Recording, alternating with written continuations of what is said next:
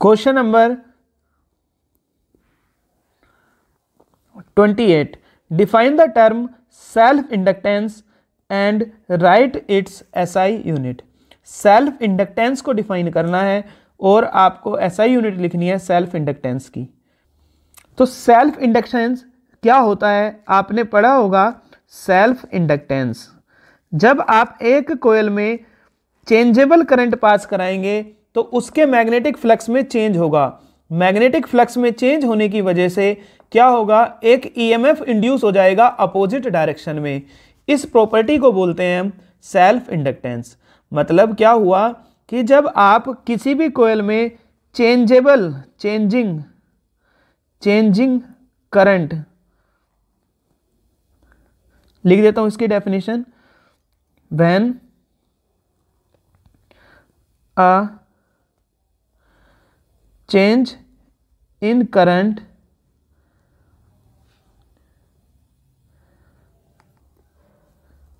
across a coil, then due to change in magnetic flux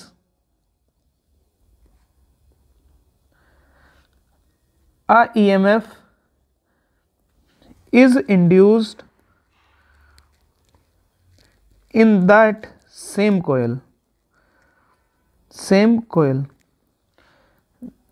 This is called self inductance. तो जब आप क्या कराएंगे, चेंजेबल करंट पास कराएंगे तो उसमें एक ईएमएफ इंड्यूस हो जाएगा। जो ईएमएफ इंड्यूस होगा उसके कारण इसको बोलते हैं सेल्फ इंडक्टेंस। और इसमें जो फ्लक्स लिंकेज होगा वो डायरेक्टली प्रोपोर्शनल होगा आई के, और एन फाई की वैल्यू आ जाएगी एल आई। यहाँ एल को बोलते हैं कोफिशिएंट ऑफ सेल्फ इंडक्टेंस। अब आप ये देखिए कि जो आपके पास एल है, ठीक है, अब आपको इसकी यूनिट लिखनी है। तो यूनिट क्या होती है सेल्फ इंडक्टेंस की, हेनरी। सेल्फ इंडक्टेंस हो या म्यूचुअल इंडक्टेंस हो, दोनों की यूनिट आपकी बनती है हेनरी। तो first part complete. Second part में बोला है define the expression for the mutual inductance of two long coaxial solenoid S1 and S2 wound one over the other, each of length L and radius R1 and R2 and N1 and N2 number of turns per unit length when the current I is set up in the outer solenoid S2। इसमें हमने क्या किया कि हमारे पास दो solenoid हैं। देखो हमारे पास एक तो ये सोलेनोइड है,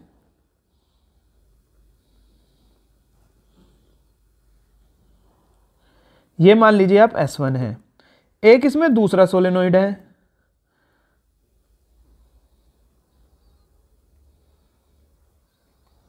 ये सोलेनोइड मान लीजिए क्या है आपके पास S2।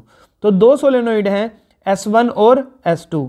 जो आपके पास S1 सोलेनोइड है और S2 सोलेनोइड है, इसमें नंबर ऑफ टर्न्स N1 है, इसमें कितने हैं N2। दोनों में करंट किसमें पास हुई, करंट पास हुई, current I is setup in solenoid S2। तो S2 में करंट पास हुई, हमने मान लिया कितनी करंट पास हुई I। कितनी करंट पास हुई I। इसमें नंबर ऑफ टर्न्स N1 और बड़े वाले में कितने हैं N2 आपके हैं, ठीक है। तो जब आपने N1 करंट पास की, इसकी रेडियस मान ली R1, इसकी कितनी है R2।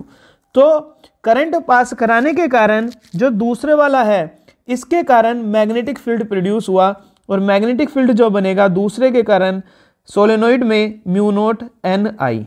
क्या फॉर्मूला होता है म्यू नोट एन आई। अब एन क्या होगा आपके पास N2, आई तो सेम है, तो म्यू नोट एन क्या होता है number of turns per unit length. इसकी लेंथ कितनी है L। सो इस मैग्नेटिक फील्ड के कारण पहले वाले के मैग्नेटिक फ्लक्स में चेंज होगा। So flux link with the primary coil, link with the primary coil. तो प्राइमरी कोयल से जो लिंक होगा फ्लक्स, उसका फॉर्मूला होगा फाई इक्वल्स टू फाई 1। फाई का फॉर्मूला क्या होता है B2 और एरिया A किसका, पहले वाले का, ठीक है। तो B2 कितना है mu naught N2 I upon L, mu naught N2 I upon L। अब देखिए और यहाँ क्या बन गया आपके पास A1, ठीक है। और पहले वाले में है तो नंबर ऑफ टर्न्स इसमें N1 है, तो N1 की ओर मल्टीप्लाई आपकी हो जाएगी, ठीक है। तो आपको निकालना है M का फॉर्मूला होता है 1/2 का फॉर्मूला होता है क्या,